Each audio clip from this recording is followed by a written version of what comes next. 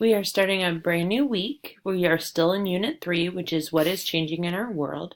And this week we're going to focus on what do animals do when the seasons change. So we talked a little bit about this earlier in the year, but we're really going to dive in and we're going to read a couple books about this, both from our book and some other ones that I have. As we look at this picture,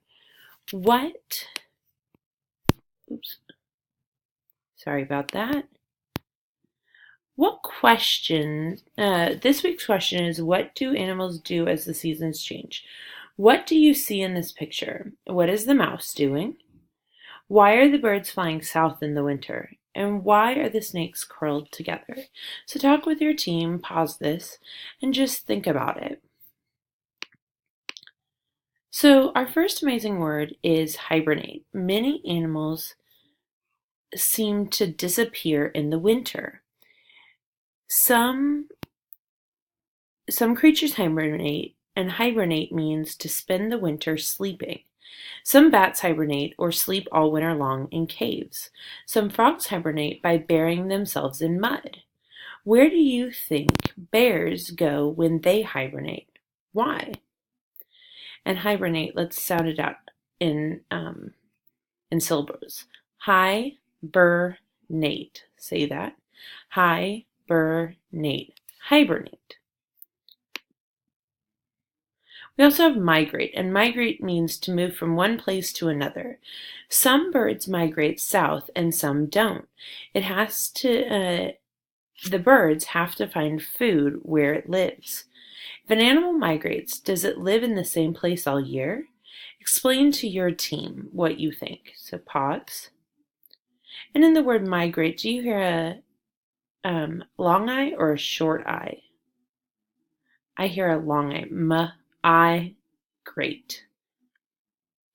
And our final word is temperature. And the temperature is how hot or cold things are. So water freezes at the temperature of 32 degrees Fahrenheit. The boy has to stay home from school because he has a temperature of 101. The weather forecast warned that the temperature would drop. When the temperature goes up, does it get hotter or colder? So let's sound out this word in syllables. Temperature.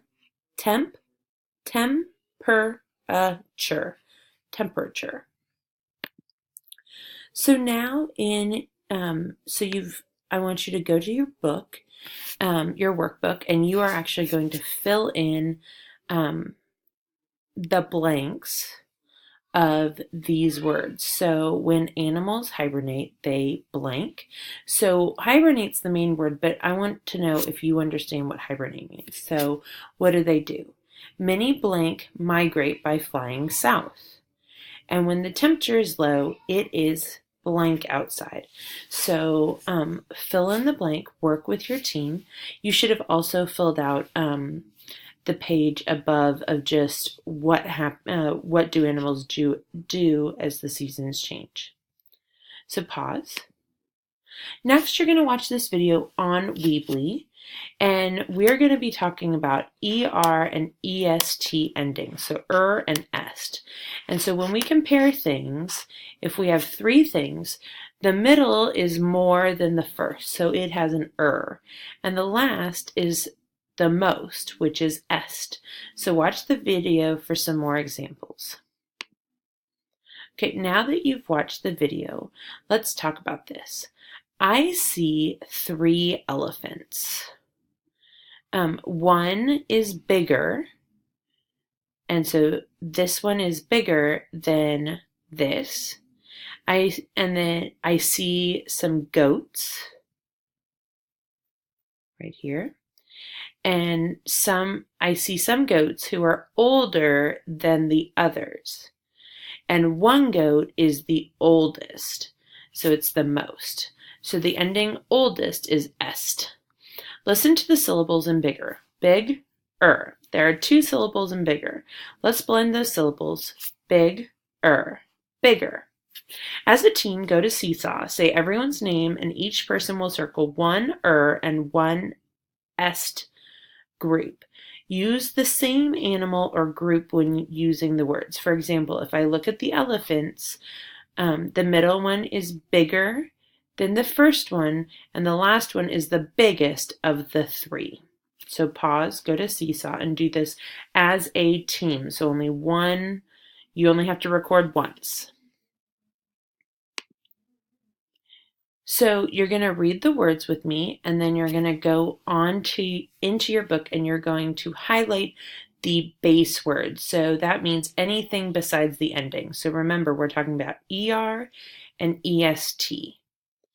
So thicker, thicker, thickest, thickest. Read the other words.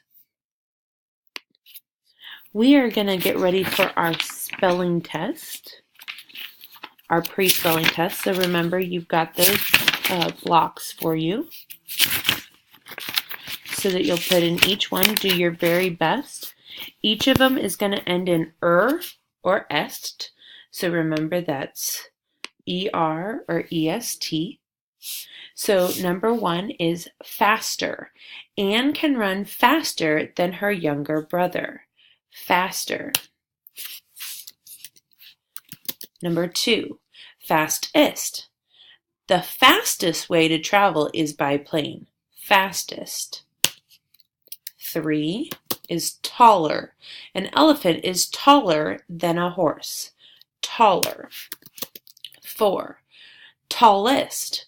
The giraffe is the tallest animal in the world. Tallest. 5, shorter. Jack is shorter than his older sister. Shorter. 6, shortest. The shortest poem in the book is 4 lines. Shortest. 7, sadder. Are you sadder on rainy days than on sunny days? Sadder. 8, saddest. I felt the saddest when my best friend moved. Saddest. 9, bigger. My dog is bigger than my cat. Bigger. And finally, biggest. My dog is the biggest dog on our block. Biggest. And then we've got our high frequency words, which is goodbye. I said goodbye to my friend. Goodbye. And number 12 is before. Before I go to bed, I brush my teeth. Before. So remember, if you're missing any of those, rewind. Don't go ahead until your entire team is caught up, but do this on your own. If you look on page 187 in your book, you'll see words I can read. These are our high frequency words. So let's say I'll say it, and then I want you to say it. Does. Goodbye. Before. Won't. Oh. Right. And then I want you with your group, each of you take a sentence. So the first person will do number 1, number 2, and number 3. And then number 2 will start with number 1. And all of you should read all the sentences, but read those. Read them, each person read them once. Okay. I'm going to read a story called Home Sweet Home. And after I read this, we're going to talk about drawing conclusions. Robin lived in the north. She had a lovely, comfortable nest, which she made herself, and plenty of insects to eat. Then one day, Robin noticed that the leaves were falling from the trees.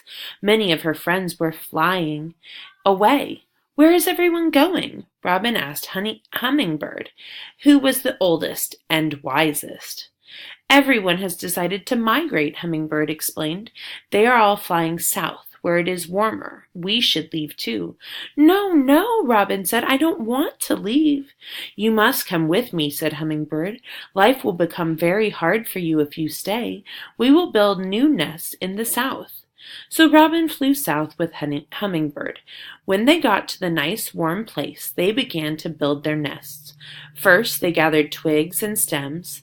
Then they wove the twigs and stems together into nests that were round and roomy. Last, they put grass and leaves inside their nests to make them soft and comfortable. Robin hopped inside her nest. "I love my new home," she said to Hummingbird. "I think I could live here forever." Hummingbird laughed. "You can enjoy your new home for now, but in a few months it will be time to fly back north and build new homes once again." So as we read this, the author doesn't explain everything that happens in the story. So that's what it means to draw conclusions, is that we're going to take from what they said and use real life to figure out some of the things out for ourselves. So look at the picture. What conclusions can you draw from the picture about who the story is about? So we look and we figure, since the boy is the biggest in the picture, but he's also crying, it's probably about him. And what can we figure out by looking at the picture? Well, he's crying, and we know when somebody's crying, they're usually not happy, they're sad. And then we look at more, and why would he be sad? Well, in his hand, he has an arm. It looks like a fork, but it's really an arm, and it's robots on the ground. So why do you think, what made him sad? And so even though we're not being told, we can draw conclusions from the picture. So think about how Hummingbird said that life would become hard for Robin if she stayed. What details of the story helped you draw conclusions about what Hummingbird meant? So think about it. She said, we know that most birds go south for the winter because it'll get too cold in the north, and also that the food starts to disappear too. So life would be very hard because she wouldn't have food and it would be very cold. So even though the author didn't say that, we can use what we already know to help us. Well, you guys did. I think you have one more page to do. Yes. You are going to move on to contractions, a contractions page.